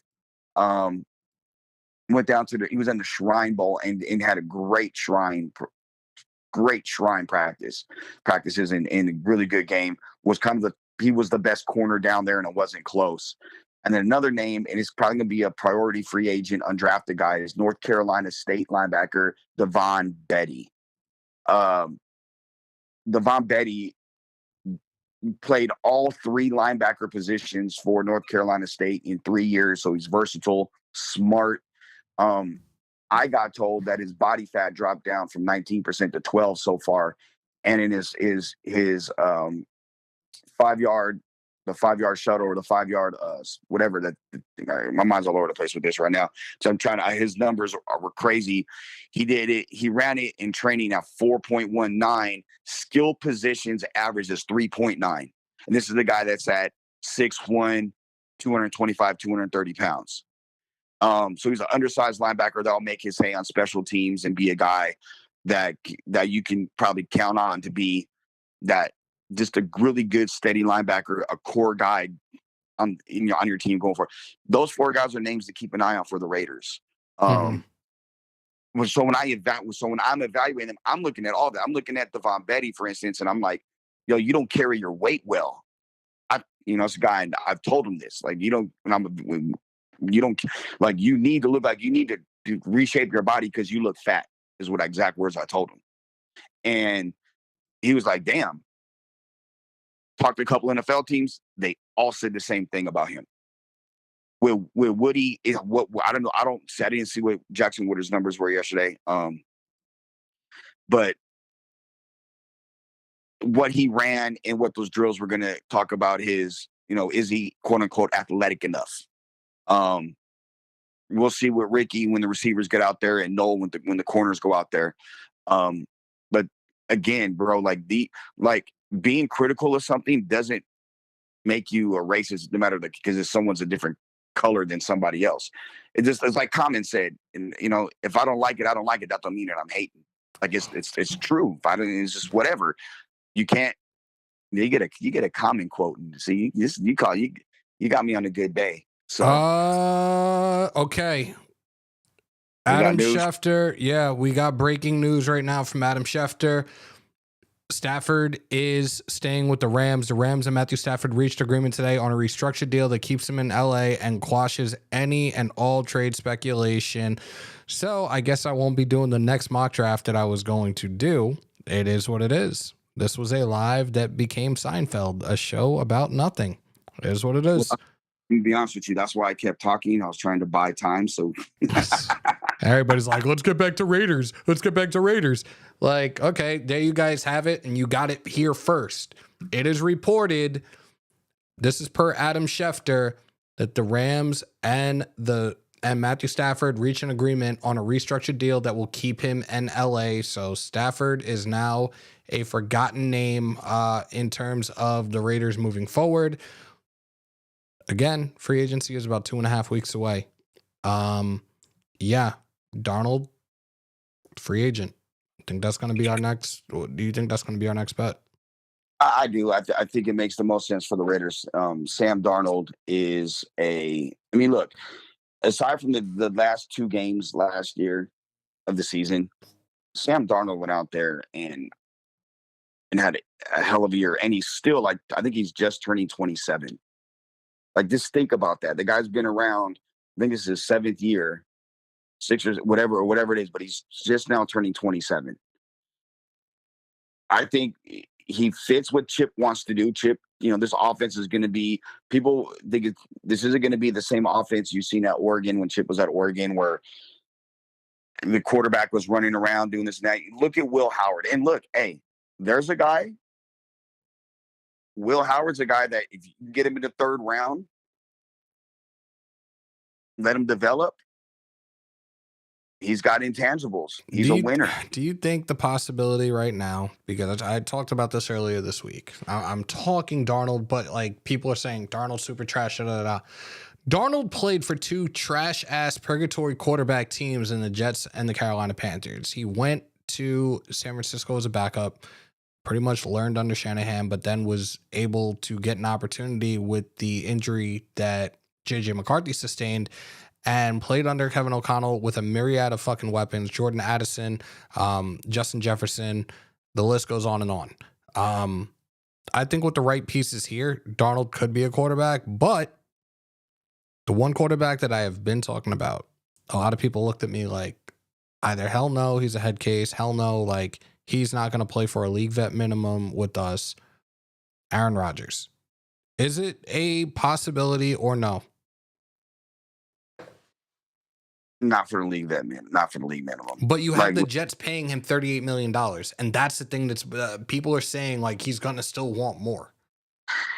Here's the thing with Aaron. I think I'm okay to speak about Aaron Rodgers like this. Aaron is super competitive. Football's his outlet for that. I don't think Pete or Spytech want to have a distraction. I don't think Mark Davis wants to have any distractions. I think Mark wants it just about football. Okay. If Aaron and I love Pat McAfee's show. If Aaron going on Pat's show, with Aaron openly doing podcast and ayahuasca and all, I want to try ayahuasca. City of Squala. Shout out to Pessimistic on the $2. Holla, City of Squala. F Darnold, F Rodgers, we're drafting a QB. Raiders. I don't disagree with that, but at the same time, if you're trying to win now, no rookie quarterback in this class is going to do that. Like if we're going to be really honest, if so, the quarterback is going number 1 overall, that person, and there's no quarterback that's going to do that right now. Do you think at this point in time that the Raiders now are going to have to pull that trigger in terms of moving up to number 1 with Tennessee for that pick and getting their quarterback of the future, whether it being Cam or Shador? No, I don't. Why would they? If they're trying to win now and you're giving away assets to move up, you're going to give away a 1 this year. You're going to swap ones. You're going to give away at least a 1 next year, plus what, a 2 or a 3? I'm looking at 2 1s, and I'm looking at 2 1s in next year's 3. Okay, so if they were going to do that, right? Let's just say they were to offer that. That's less than other people have given to move up from those spots to it. You could give that. They're going to be like, hell nah. Mm-hmm. What, we get extra 1 and an extra 3? Nah, bruh. We're cool. We can stay right here and draft Abdul Carter and get a generational pass rusher to put next to Justin Simmons. I wanted to talk about this when we got off. Might as well just talk about it now. Yeah, no Diddy. Talking about Abdul Carter. You guys in this chat right now have given a guy that we drafted in the first round with our seventh overall pick a couple of years ago a very, very hard time since he's been here. He's trash. He's a bust. He's this. He's that. You know, there's a guy that's in this draft that is pretty much projected to be one of the best players, one of the best prospects in this draft class, in Abdul Carter. Abdul Carter has a foot injury. I'm going to ask you people in the chat right now, would y'all still take the flyer on him as much shit as you gave Tyree Wilson? Because Carter is going to miss an extended period of time. He's not going to get the surgery, but he's going to miss time right now. So I want to hear you guys. I want to hear your thoughts on this one right now. And now y'all want to say yes for Carter. Yo, I'm fucking done. I'm fucking done. Why? What are they? Because they say go after Carter? Yeah, a bunch of them are saying yes, but this is the same exact situation, if not similar to Tyree Wilson with the foot problem, and y'all are saying yes. Get the fuck out of here. Well, okay, but hold on. I never, I don't give injured people that are injured. I don't give them shit. Okay, because they can't help that. Abdul Carter is different than Tyree Wilson. Like he's different. This is a guy that's good that if that small fracture in his foot wasn't there, he would probably have ran in the 4.3s. And he played on that injury with his foot and was dominant. Like with Wilson, he had the surgery after the draft, going in after the rookie camp or whatever, and he has lots of reason why he missed time, and the recovery was a lot longer. So, I don't know. But I mean, I think he's the number 1 guy in this draft, personally. Do you think with this concerning foot injury that his draft stock is going to drop? Because a lot of these draft experts have him going 1st or 2nd overall. No, he's going 1. He's going 1, and the only way he goes 2 is if. Now I have heard this. I have heard that Cleveland may try to swap picks with Tennessee just to ensure they get the quarterback that they want. So quarterback moves up and they get Ward at number 1. I have heard that. That's been a lot of talk. There's a lot of smoke with that fire. He said so again, fire. Yeah, but with the Raiders in particular, to tie it back to the Raiders,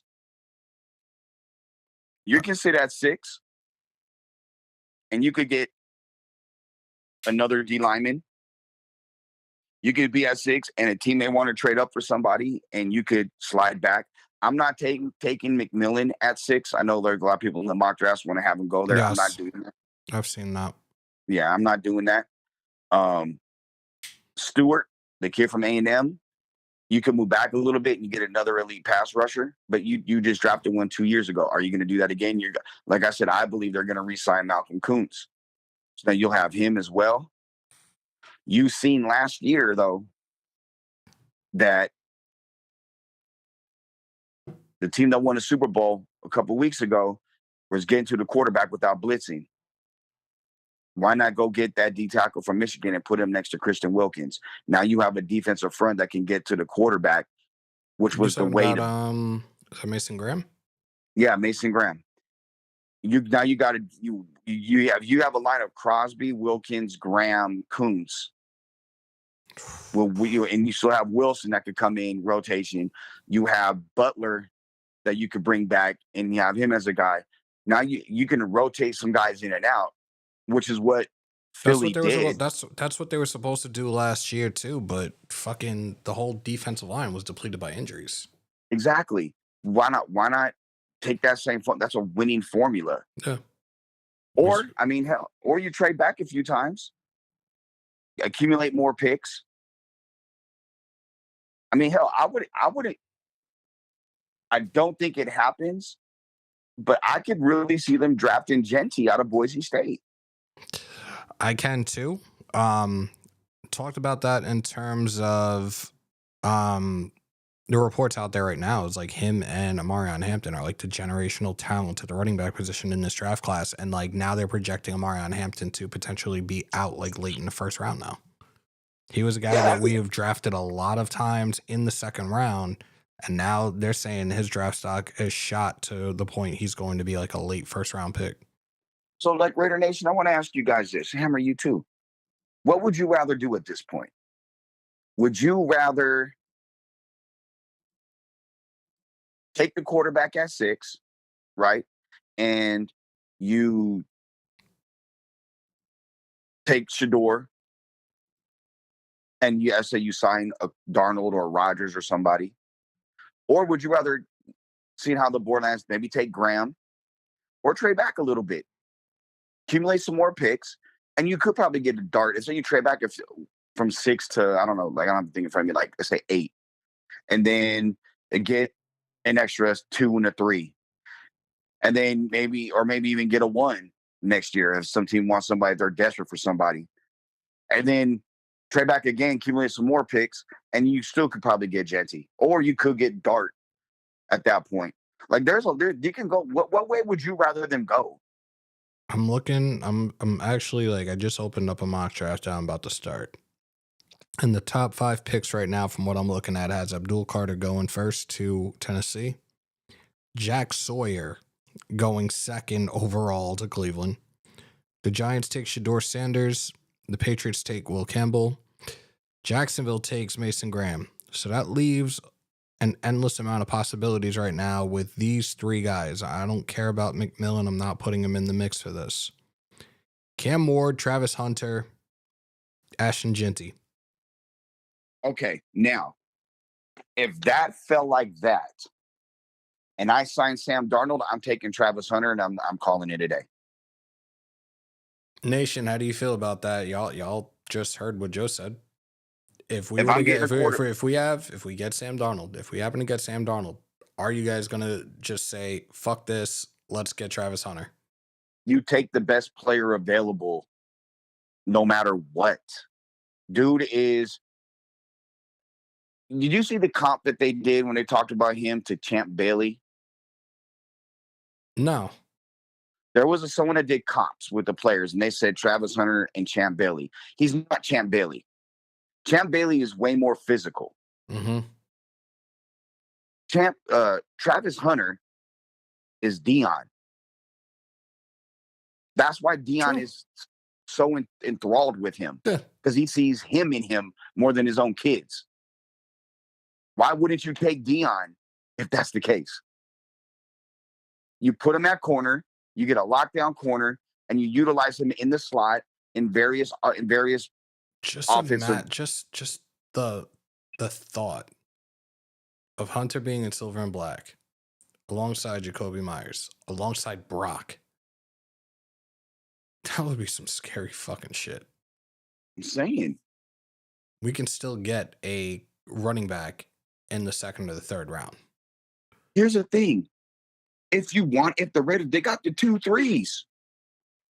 If they wanted to, take one of those threes and the two and move back up into round one and get the running back. You don't have the second rounder. That's okay. Can I offer a trade? We're gonna fuck with this in a second. I know you probably don't have me on screen. No, I got you on screen. I just put you on my TV right now. Who can we make a deal with in the second round? Because now I'm intrigued to do this shit. You said a second and a third. Let me see. To move up into the back end of round one. I would still try to make a trade then. I would try to make that trade with LA and I'll give them the second and third. Trade. Done. All right. We're going to so now you see my mock trade. Like all right, let me put this on the screen for you guys. I apologize. And I'm gonna take Joe off of take his name off the screen for a second. Salute to Frank again on the $5. Holla, city of squalor. Listening to Arrigo is fucking calming. Straight up common sense. BPA or move back and get picks. Linebacker and corners. Rebuild is 2 to 3 years. Facts. Talk that shit, bro. Appreciate you on that $5. Holla, city of squalor. All right, so this appreciate you, Frank. Look, guys, this is in the event that we end up with Sam Darnold. Now we don't know. It's a possibility. We don't know right now, but we're gonna go this route. Travis Hunter, best player available, right? Yep. Now we sit here at 26 after trading up. And I'm going to say this too while the draft is going on. Mm-hmm. I've been told there's only legitimately 12 people that they look at as legit first rounders in this class. Ooh, Genty went fucking what the hell? Genty went 19th to Tampa, which I don't know how logical that is for the simple fact that they do have Bucky Irving down there. You got Malachi Starks at safety. You got edge rusher James Pierce. You got Josh Simmons. Jahdae Barron. That kid is a fucking dog. Let me look at the running backs real quick. Hampton's there. You guys want to go Hampton, or do you, again, you don't have another pick until the third round. So where are we going here? Okay, hold on. Let me get you back on my screen because my shit froze. Okay. Hampton, you got Hampton, Henderson. Okay, that's a running backs. Go to linebacker. Go to linebackers real quick. Campbell's there. I like Campbell a lot. A lot of people do. I got people in the chat saying Starks. He's a freak. Starks, who pessimistic said Campbell all fucking day. Yeah, man, the thing, you can get you can get a running back in the third. You can get the Ohio State kid probably in the third. Henderson or the other kid. Yeah, or Ollie Gordon will probably be there too, and I think he's getting slept on. You know what, man? I've seen what Edgerrin Cooper did to a defense last year when Green Bay took him, and he made that defense. He's a 3-down backer that can run. Campbell plays a lot like him. I would go with Campbell, so I'm gonna agree with pessimistic on that one. Salute to Caps. No, he's not. No, he's not. They need to protect their asset that is Drake May. They're going offensive tackle, whether it being I always get these two confused. The corner is Johnson, right? Yeah, Will Johnson. They're either going to go Campbell or they're going Kelvin Banks. I'm telling you right now. Yeah, Jason, we mentioned it the second it broke. The very second it broke, we brought it up. Hold on, wait a minute. So you got a trade offer. I'm not taking that shit. Well, hold on. Again, you build championship teams in the middle rounds of a draft. It's not the flash at the front end. Look at this one. Look at what Baltimore's offering. I'll take Baltimore's. I'm taking Baltimore's. Yep. Take that shit right now. 100%. Now you recoup the picks that you traded. That was traded for to move up and get Campbell. We got 4 additional fucking picks here. This is how championship teams are built. Again, hey, right here, you go 2 spots back. 3 spots back. God damn. That's an overhaul. I'm taking that. Take it.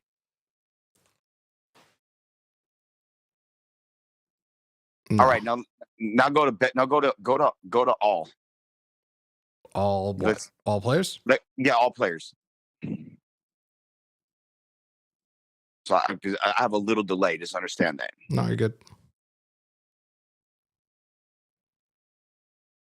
You got another? No, I'm not going linebacker here. Jack Beck. You got Xavier Restrepo, which is another kid that I've been really high on recently. Yeah, but he's 5'7", 5'8", and there's a thing on him that not in a bad way. Hey, Scatterborough's there, and that motherfucker. Yo, y'all want to go the route and go Scatterboo in the 3rd round?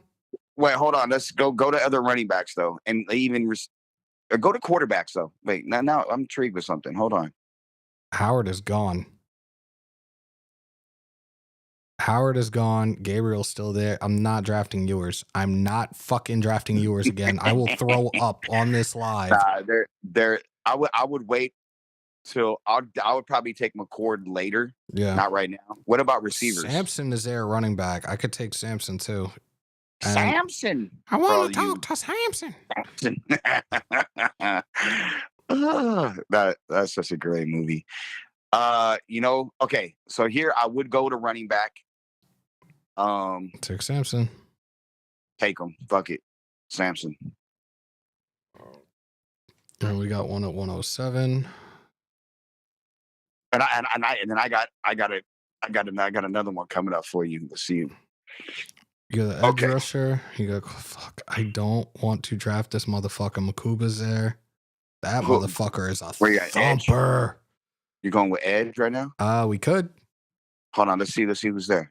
Josiah Stewart is an option, but let's see.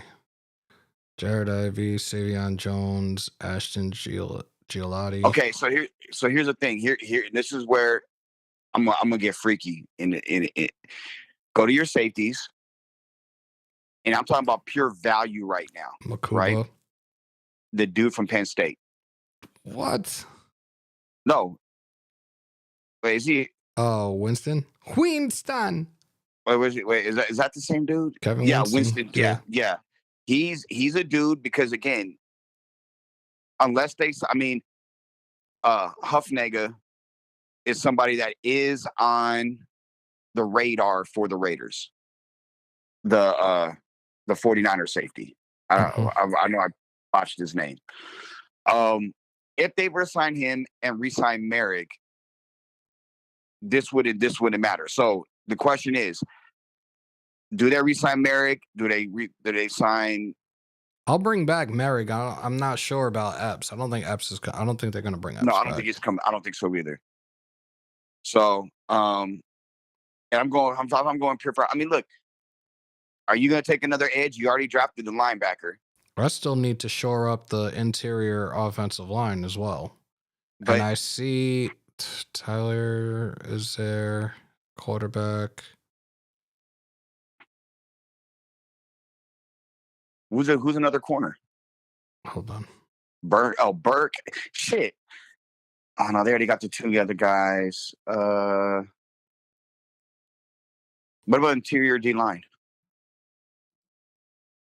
Really don't need another corner now because you're with Hunter and with the other guys. You got Aeneas Peebles and Jamari Caldwell. Yeah, like value's not there. Nope. Like for any of these guys here right now, they're all reaches. I think take the edge. Take the edge. Stewart. Yeah, take the edge. We still have 1, 2, 3, 4, 5, 6, 7, 8 more fucking picks, y'all. And just wait, because you're about to do some freaky shit right here. Watch. Hey, yo. Hey, it's in a Diddy party. We didn't get a receiver yet either. No, I got you. Hold on. So go to quarterbacks.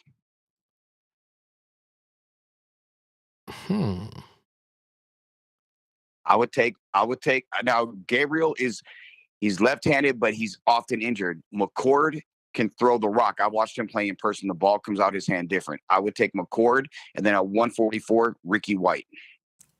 Ricky White shoes? Ricky White shoes, but he ain't wearing white shoes. I'm calling them white shoes anyways. Ricky White. Shit, Nash was there too. Fuck. Nash ain't like that. Nash is old. Nash is like 26, bro. He's old as fuck considering everything. And I say that 26 jokingly, folks. I'm being facetious. That's still kind of old for an NFL rookie. That's not a knock at all. I'm gonna take Luke, shore up the interior offensive line. Yep.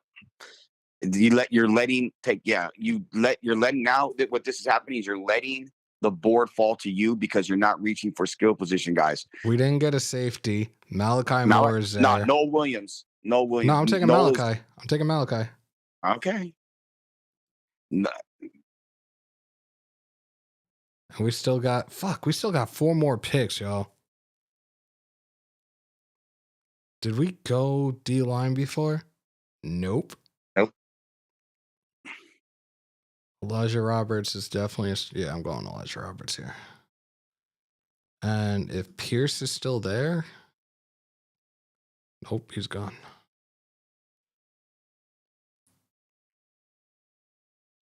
See where we're at. We got 3 left. This is like tackle. Here's where you're going. You just go best player, like that gets to the end of the draft. What'd you take? Oh, I'm going best player available now. Like Justin Wally. They gave me a C on that one. So that's probably the best one I've done so far. But this is like, I coached Montavon, the tight end from UCLA. I coached him out here in Vegas. When he went to initially Centennial High School, and then he transferred to Liberty. But I coached him at Centennial. Mo is a big. I wouldn't take him. Too late. We got an A. Got an A on it. Well, him and Jonah Laulu are not teammates yet again because they were teammates for 1 year in high school. There's really no more. Hey, no, Diggs from Syracuse. What position is he? I think he's an edge or D. I just seen his name. He's a fucking dog. At a Cuse, you said?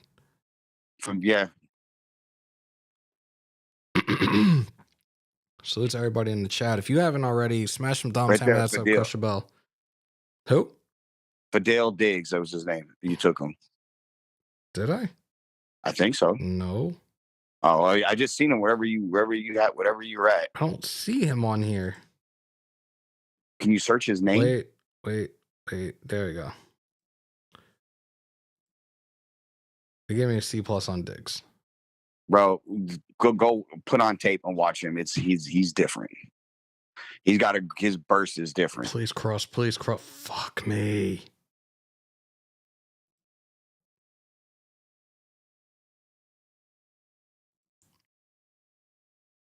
How many more picks you have? 1.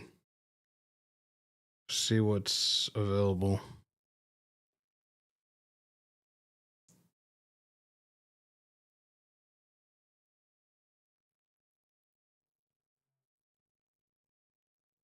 I'm gonna just fucking finish this out. Will Logan Brown take another tackle? Yeah. Yeah, smart. Done. All right. So here you guys have it. You guys see it on the screen.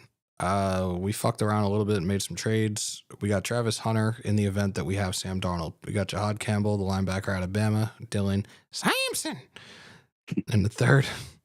Josiah Stewart, the edge rusher out of Michigan. Kyle McCord at the quarterback position out of Cuse. Ricky White shoes, UNLV. Luke Condra, guard out of Cincy.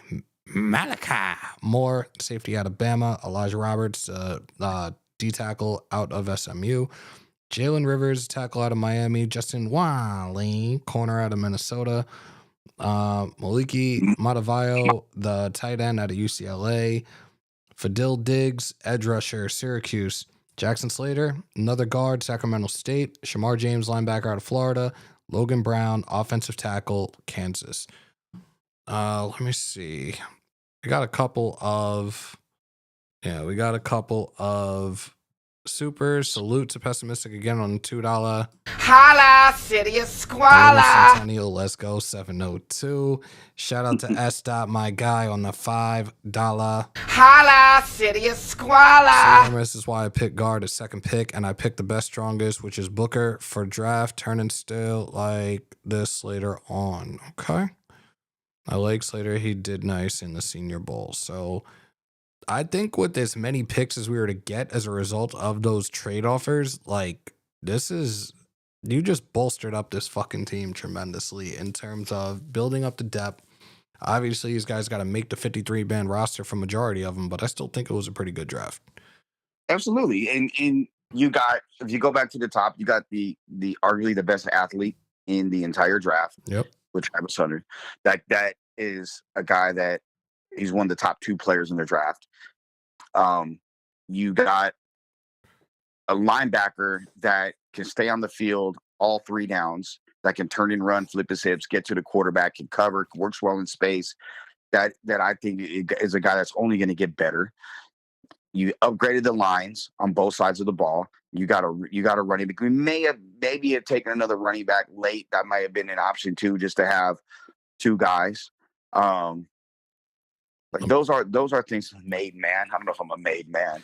let me read these supers real quick. Salute to Rorschach on that $2. Holla, City of Squalor. This is why Joe is a made man. And then we have another one from 93 Nav Man on the $5. Holla, City of Squalor. Gotta remember, I have a ton of cap space, especially after we trim the fat. Myles Garrett is rejecting all offers from the Browns. I see open money near $130 million. Yeah, and we talked about that before, especially as it pertained to, and you heard me say it in past tense, pertained to Matthew Stafford and us potentially getting a deal. Those coming in late. I know some of y'all already like, oh, Stafford went back. Yeah, we know. We broke the news the second that it was announced. Yes, Matthew Stafford is staying with the Rams. They're going to restructure his deal, what have you. Shout out to Larry DM on the $5. Holla, City of Squalor. Do you think Brady has learned Raiders are always used as leverage, nothing more? We are not getting Stafford. Look, it's not a matter of learning. There's still plenty of quarterbacks out there right now. We still have the draft as well. Anything is possible. 93 Navman again on another $5. Holla, City of Squalor. Looks like target is Darnold and Becton free agency with this mock, as well as maybe Aaron Jones. McCord behind Darnold wouldn't piss me off. I like that, and I said this about Becton, knowing where Becton started his career and where he was this past season and winning a Lombardi trophy. Mekhi Becton, get this through your head and get this through your head incredibly quickly. You are not a fucking tackle at the NFL level. You will never play tackle ever again. And if anybody is dumb enough to pay you tackle money, they need to put the pipe down ASAP. Aaron Jones, we talked about Aaron Jones a couple of days ago. I wouldn't mind it. It depends on what the deal is looking like.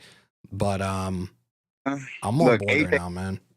AJ is a great person, a great player. AJ is not he's not a 3-down back type guy, which I know in the NFL now it's not really used like that. Right.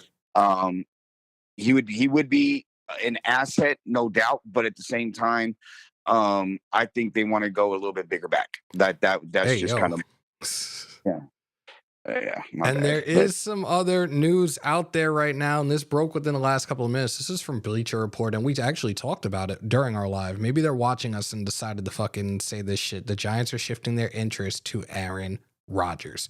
Very, very interesting. He's just going to switch the locker rooms inside MetLife. It is what it is. There's another report out there, and I'm trying to find it now because it was out there for a while before this whole thing about Stafford returning. Here we go. And this is from Jordan Schultz. So look, I mentioned stuff from Jordan Schultz. I mentioned shit from Ian Rappaport. But sources, the Commanders and Texans have had significant interest in trading for wide receiver Deebo Samuel. Talks progressing in recent days. Other teams, including the Steelers and Broncos, have also checked in, but Houston and Washington are the heavy favorites to land the receiver from San Francisco. Joe, I'm getting off the phone with you because I'm going to finish this live. We've actually been on for the longest that I've done in a very, very long time. And actually, I do need to go and take my nap because I have work in a few hours. But I appreciate you calling in. I appreciate you hanging out, bro. You called me. Oh, that's right. I called you. I called you. I woke you up. Everybody heard you in a dead sleep. I was awake. Everybody said they heard you sleeping. No, how can you hear me sleeping? Everybody said you were sleeping. No, I'm in my bed, sitting in my bed with my computer on. Yes, hey, yo. Yo, you heard that, y'all. He was in his bed with his laptop on. We know what he was doing. No, not at all. No, you're crazy. I'm going to hit you up later, though, bro. Yeah, I'm around, brother. I love y'all. Hey, Raider Nation, holla at you, lad. I'll talk to y'all. Later, bro. Yeah. Salute to Joe. I'm an asshole. I know. So, it kind of dwindled down in the last few seconds when I said I'm about to wrap this up, but we had over 300 in the chat. Guys, if you haven't already and you see it in the top left corner, we're 21 away from 10,200. We want to get to 15K as quickly as fucking possible. Do me a favor if you haven't already. Get that algorithm jumping, y'all. Smash some thumbs. Hammer that sub. Crush the bell to stay up to date with all your Raiders news, rumors, updates, live streams, and reactions in the house at Hammer, built by the nation, for the nation, Raider Nation News Today. Also, if you guys want to support me, support the channel, keep the lights on here, the membership is pinned to the top. Best way to support the channel. Oh, yeah, this amazing fucking water bottle that's really been helping me get through work every single night. Coldest.com. Shit stays cold up to 13 hours. Actually, 36 hours. I'm sorry. Stays hot up to 13 hours. Coldest.com. Use promo code HammersHouse and get your discount today. Much appreciated on that one. I think that's pretty much it. We're, in the words of Wasted, we're bringing the train into the station. How do I finish my shows again? Oh, wait. Yeah. Continue to stay safe. Most importantly, be kind to one another. COVID or not, you should always remember to wash your hands and your asses. And as always, win, lose, or tie, Raider Nation till I die. Till next time, y'all. And of course, as always, on my New York, peace, love, positivity. Oh, yeah. And that part. And when I leave, come together like butt cheeks. We outro, y'all. Hoping I'm going to reach out to Big Mike for you WWE heads, Babyface Heels podcast. We might be live tomorrow night for the 2025 Elimination Chamber. Stay tuned for that. I will catch you guys on the next live, probably Monday, unless something breaks over the weekend. But love you guys. See you guys soon. We outro.